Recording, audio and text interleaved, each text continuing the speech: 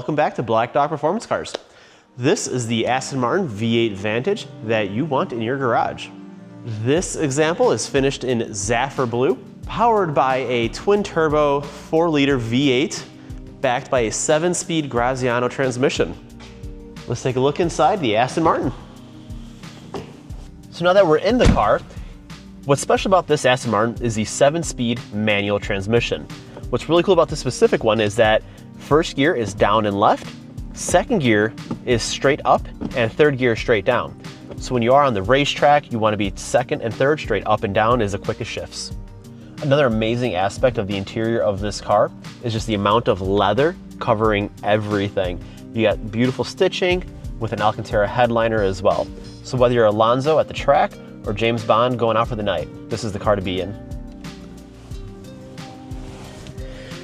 If you're parked close to a street curb, you'll notice the doors do angle up and away, so it's safe anywhere you go. Under the hood of the Aston is the heart of the car. We got the AMG twin-turbo V8. Really cool fact about the twin-turbo setup in this car is it is a hot V with the turbos so close to the manifolds it reduces lag. So what do you think? Are you gonna bring home the Zaffre blue Aston Martin to your garage?